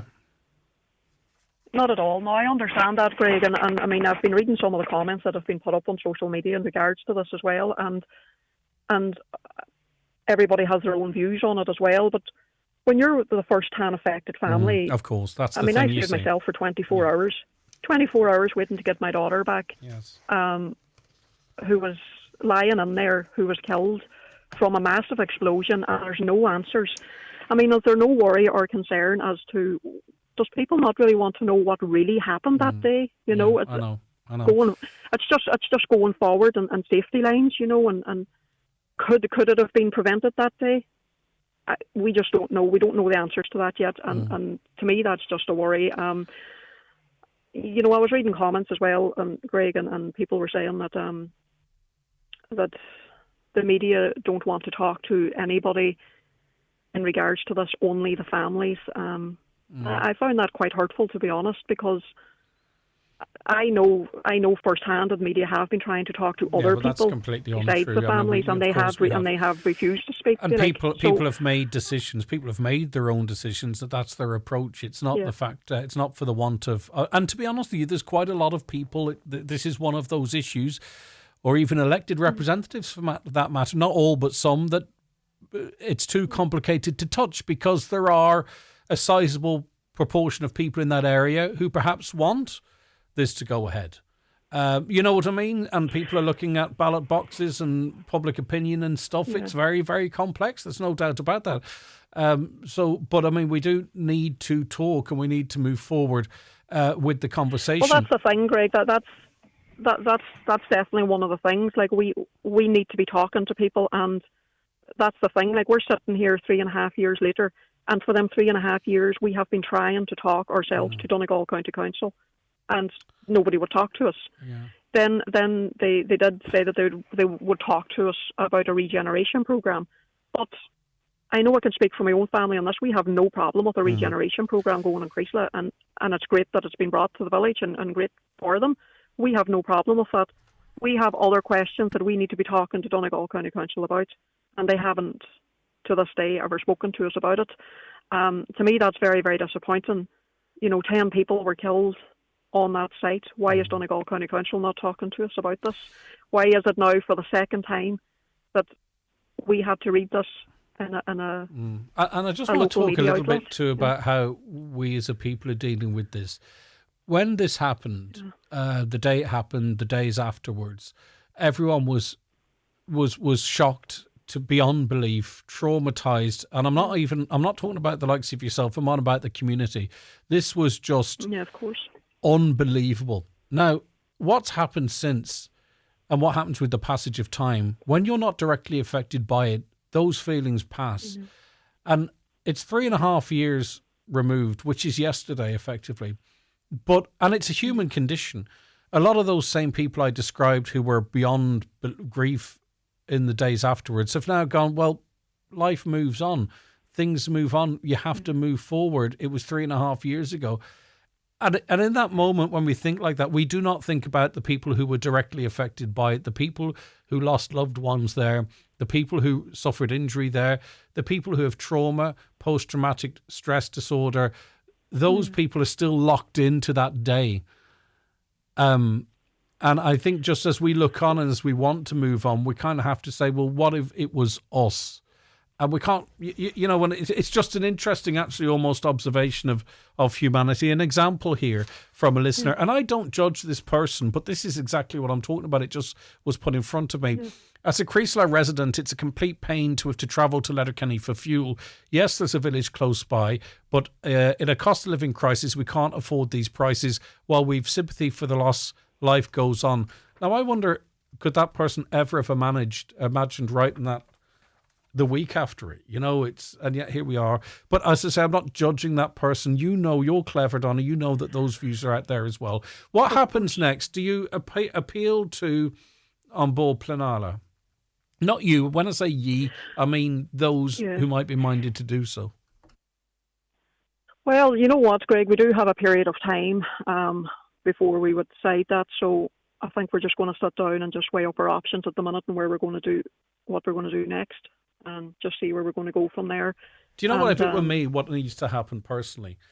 What needs to be happening, whomever might be responsible for this needs to get families together and say, look, let's consider that this development is going ahead and let's consider what we can do as a memorial and see how they can sit beside each other or coexist. Have that conversation. Move it forward. Don't leave families in the dark or in a vacuum. Plough on with the development, and yet this hoarded, boarded site is still there when 10 lives were lost. That's what we don't do well in this country. Let's get together now and see how maybe the new development can be shielded from the memorial, or there can be measures to try and reduce sound or create a space that families feel that they can go there and mourn. Some may never go there ever, but if families do wish to, but not just the families, those affected, now is this period, this window before a objection has to go in. Let's sit down now. Let the planning authorities sit down and say, well, what can we create that allows these two things potentially even to coexist? Maybe an agreement can't be reached on it, but unless it's talked about or moved forward, it's just going to be this. Well, that's exactly what it is, Greg. I mean, this is all we've ever wanted from the council, was to sit down and talk to us in regards to the first application, regards to the second application, and sure, they're just not engaging with us. There was motions being passed in Donegal County Council where they were agreeing on things. They were even going to be looking into, Greg, about CPO or seeing about CPO on the site. I mean, there was even motions passed in regards to that, and that was the end of that. Why has nobody, nearly 4 years later, ever come to us and says anything about a memorial site? Has anybody ever tried to sit down and have any discussions with us about a memorial site? And the first application, Greg, at the time the first application went out, I sat and read in a local newspaper about a memorial that was supposedly proposed for the first application, and that was 10 steel poles with lights on it. And I read that in a local newspaper, and I found that absolutely outrageous. No, we all saw that imagery in the bikes. That was outrageous. The bike parking in the bit of grass, and I know exactly where you're coming from. Yeah, okay. And that was outrageous. And just in relation to the comment that your listener put in, that was a Creaslough resident. Now, and I do understand that we're in an awful time here at the minute with the cost of petrol and diesel and everything else. But I wouldn't wish this on my worst enemy. But at the end of the day, there was a massive explosion. It is one of the biggest investigations in the history of the state. 10 people were killed, numerous people with injuries, and lifelong now PTSD and stress and everything else, and lifelong injuries. I know that, and I know, I'm not judging anybody. Everybody has their own opinion on this. But I wouldn't wish anybody to be standing in my shoes where I had to stand for 24 hours. 24 hours.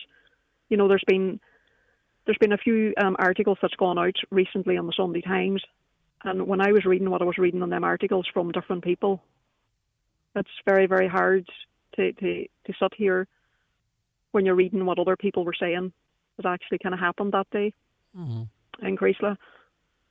I think it's really, really important that we do get the truth, that we do know what happened. I would never, ever want anybody to be standing in my shoes. I would never want this to ever happen again to anybody. Never. To lose your daughter and your child on the circumstances that we lost her. Donna, it's just unbearable. It's every minute of every day you just think about it. So I know. It's very, very hard. I think that the council need to be talking to us. Should be 18 now. But at the same time, Greg, I think at the same time, 3.5 years later, is it too late? I don't know. Okay, Donna, thanks for your time. I appreciate it. I know it's not easy talking about these things either. That's Donna Harper, mother of Leona Harper, one of the 10 souls lost the day of that explosion. Here, would you look at Eco Enda? He's only after going and getting himself one of the new Skoda EVs. First he went vegan, then he got solar panels, now this. I'm sure he'd buy anything as long as he can get a grant for it. Must be from that county beside Monaghan. The new fully electric Skoda range. The kind of cars that get the neighbours talking. But only if you're quick. Check availability at skoda.ie. Skoda, let's explore. Skoda. Your local Skoda dealer is DMG Motors, Clar Road, Donegal Town. Telephone 074 9721396. At Brian McCormick Sports, we do more than just sell trainers. We fit them properly. With our Safe Size experience, we measure your feet and carry out a gait analysis to help find the right neutral or structured trainer for you. From Hoka, Brooks, Asics and On Running, Brian McCormick Sports. In-store or online at bmcsports.ie. Save on your favourite brands this week at Dunnes Stores. Stay refreshed with 7up and Club Orange 18-pack range just €9 each. Stock up on Kellogg's Special K and Rice Krispies for only €3.50. And enjoy a deal on selected Rockshore, Guinness, Budweiser and Carlsberg 8-pack range, lowest market price guaranteed. Plus save more with your 10 off 50 voucher. Dunnes Stores. Always better value. Terms and conditions apply. Vouchers can be used on next grocery shop. DRS applies. Tired of being tired? Join Dr. Olga Mikulich for the launch of the Northwest Sleep Clinic, a new local resource dedicated to tackling snoring, insomnia, sleep apnea and focusing on longevity. You can hear from the experts, have your questions answered, take in health assessments, there's refreshments and giveaways. That's the launch of the all-new Northwest Sleep Clinic, Friday the 27th of March, 6 p.m. in the Mount Derrigal Hotel, Letterkenny.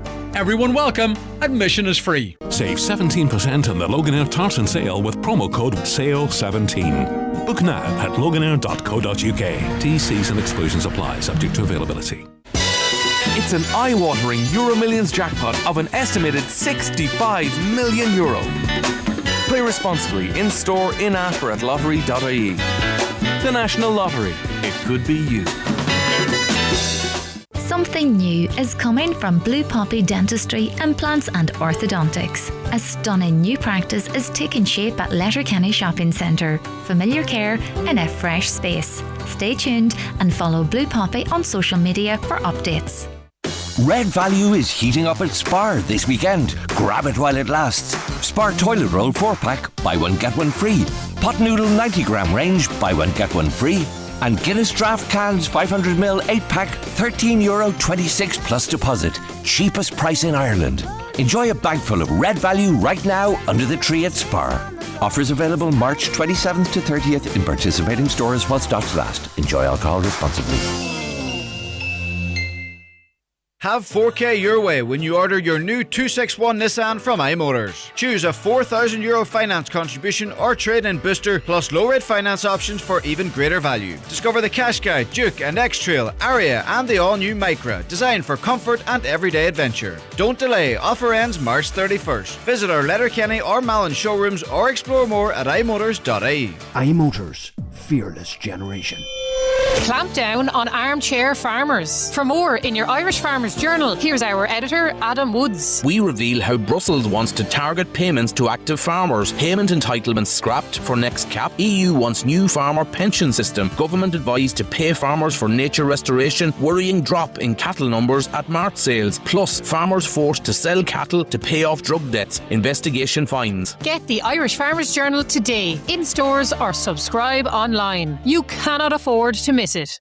Attention Donegal, Derry and Tyrone. PD Bathrooms and Tiles are proud to unveil our newest and most stunning showroom in Lisfannon Business Park, Buncrana. Located right opposite the Northwest Golf Course, we offer unbeatable quality and incredible value. For 30 years, we've been the experts in total refits, stocking and serving as the sole agent for many top brands. Visit us today and transform your space with the finest bathroom and tile solutions. Telephone 93 95 884. PD Bathrooms and Tiles, where excellence meets value. Lisfannon Business Park, Buncrana, F93H10F. Highland Radio weather updates with McElhinney's. Find the perfect outfit for any event this season with our extensive collection of occasion wear for women and suiting for men. Explore more in-store or shop online at mcelhinneys.com. A caller says, it is a look at the weather forecast. I beg your pardon. I know some of you do be waiting for that. Largely dry at first this morning. Sunny spells developed. Scattered showers, though, will develop later in this morning. Some of them may turn heavy in the afternoon. Temperatures of 8 to 10 degrees with the westerly winds increasing moderate to fresh. Yes, a caller says, heartbreaking to listen to Donna. How can our council put those people through more trauma? Surely the obvious thing to do is not make a decision until the investigation is concluded. Can't understand why they don't have answers yet. Morning, Greg. In relation to Creasla, I wonder if there was a community garden place there beside the shop, would maybe more people visit it? If I was going into that shop, I would definitely go over and say a prayer. What I'm trying to say is, the more people that would see this garden, the more this awful tragedy would be remembered by a wider group of people as well as their grieving families. And I put that probably after you messaged in. You know, why aren't we having a conversation about how these two things can coexist? The needs of the community can be met. The needs of the community and the bereaved families could be met. There has to be some design way in which it could be done appropriately. But if they're not being talked to at all, what do you do? There was a hotel fire in Donegal where a child was killed. That hotel is reopened and only recently put up a plaque in remembrance. I think the families have to accept, for the majority, life goes on. And we have to accept that that's the society we live in, because that's a call we're making. As difficult as it is for Donna and the families to hear this, I can't envisage their pain, but the community does need a shop. I, for one, am glad that planning has been granted. Please stop objecting and allow this development to continue. The building of the shop and a remembrance garden is what should happen. And my heart goes out to the families of victims following granting a planning application for this garage. And, I think that's what this programme, this radio station is important for in such a sensitive matter. We can respectfully platform the different views in relation to it, and I think we're lucky to have that we can have a space where people can have their feelings. Now, Donna Marie Doherty is a broadcast journalist with us here at Highland Radio, of course, and she sits in for me from time to time. Well, she has been looking at Magilligan Prison. It's been ranked amongst the highest performing in Britain and Northern Ireland following a major inspection. Inspectors praised its focus on safety, respect and rehabilitation. Donna Marie Doherty visited the prison to see how it operates day to day, speaking with Governor Gary Milling, Northern Ireland Justice Minister Naomi Long and a man serving a life sentence there. This report, we're going to hear now, explores a system focused not just on punishment, but also change and rehabilitation. A major inspection has found Magilligan Prison to be one of the highest performing in the UK. A report which is released today praised the relationships between staff and prisoners along with rehabilitation work. The prison received top grades in 4 key areas, and that was safety, respect, purposeful activity and preparation for release. So I went to see it for myself. What stood out to me first was the atmosphere. It wasn't what I expected when I went in. There was a calmness there and a real focus on well-being and changing mindsets. Governor there is Gary Milling. People arrive in prison for a variety of reasons. Now, I'm not apologising for that. I'm not saying that they did not commit a crime. They have. So what we look to do is to try to unpack that and build the person back up. It's about saying that you as a person are okay, but your behaviours and what you've done to hurt others are not. So the key part of that is about building up people's sense of self-worth. It's about providing them skills that they can then take back into the community so that they can then successfully resettle into the community as you and I would, as a normal person, and not have to revert to crime, not commit criminality, which then does have, unfortunately, knock-on effect. And Governor, what really struck me whenever I come in here is the atmosphere and how, there was such banter between yourself and the prisoners. Yeah. But how many of them that you run this entire facility, how many of them you knew on a first name basis? I know quite a lot of them on the first name basis. So So my role here is to sort of say, this is okay. This is okay to interact with people this way. This is okay. This is just about trying to normalise relationships. So the more normal relationships are, the more people will open up. The more people are likely to say to a member of staff, I've got some issues around this. I've got some issues around that. My family are getting it tight on the outside. My kids are having problems at school. And what that feeds into their journey, but it feeds into our ability to help those people. So a lot of my role is, after setting a strategic direction, for the jail, is just being a normal member of staff and supporting my staff on the wings, or those range of support agencies that come in here. While I was there, I interacted with a number of prisoners. Some were working, some were having lunch, and there was a few playing pool. Outside, we saw a garden area that had beanbags and even outdoor gym equipment. One prisoner who uses a wheelchair invited me in to see his cell, and it had been adapted to suit his needs. Then I was brought to the workshop, and this is where much of the practical work happens. One group there was building a swing set for a local school. Another man was spray painting shelves that are going to be used for offices within the prison itself. And then out in a side room there was finished pieces lined up. There was wardrobes and lockers and chairs, and these were ready to be shipped out to other prisons to be used in the cells there. Justice Minister Naomi Long was also present, and she said this kind of work gives prisoners a sense of purpose. It helps them to develop skills for release, but it also reduces costs. It's also really useful, I have to say, for us in prisons, because we do have very limited budgets in the Department of Justice, and some of the furniture that you see being built here today will be going into the prisons themselves. And you can see, for example, some of the pieces that have been built for some of the local primary schools, so things like swing sets and different things that are built for the local primary schools that they wouldn't be able to afford either, given constrained budgets in education. The prison also works closely with support services. Some prisoners go on to be mentors to help others inside. And a lot of the conversations I had came back to the same thing, which was difficult pasts. For many of these men, trauma played a role in how they actually ended up here. I then had the chance to speak with a man who was serving a life sentence. He now works as a mentor on a programme called Trauma Talks. It's a 16-week course designed to help people face their issues head on. I thought it was just another tick box exercise for the jail. Something that as a life sentence prisoner, it was going to be handy for me to have done that course for getting out. Little did I realise that about halfway through the course, I would start realising just exactly where I went wrong in life. But not just understanding where you went wrong in life, why you went wrong in life, and what led you to taking drugs. My thing was alcohol, cocaine. I sang in bands outside. And my thing was that any time I was faced with anything, drink. So go home, have a drink, go out, have a drink. Everything was a drink, and everything was like a mask. Sometimes you see the things on the TV where the guy's taking the mask off after he comes away from everyone. And that was a big thing for me. And then in the Trauma Talks, it came about halfway through it, and I realised that I had so many issues that I had never dealt with, and I really wanted to deal with and meet them head on. And that's where you have to become vulnerable, and you have to become open-minded and realise that you do need help, and you can't deal with everything on your own. And what was it like finally getting help and realising that you were worthy of having it?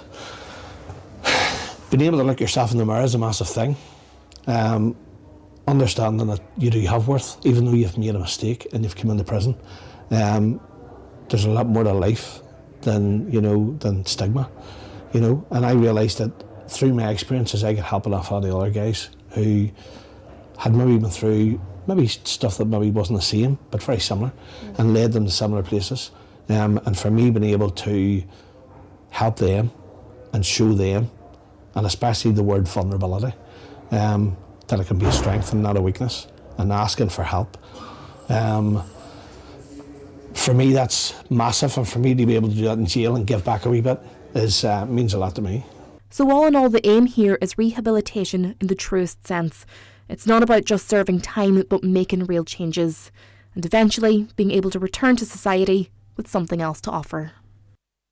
On air, online, and on your smart speaker. The Greg Hughes Show on Highland Radio. Yes, indeed. Thank you very much to Donna Marie Doherty for that interesting insight. Okay, that's where we're going to have to leave it on the show for today.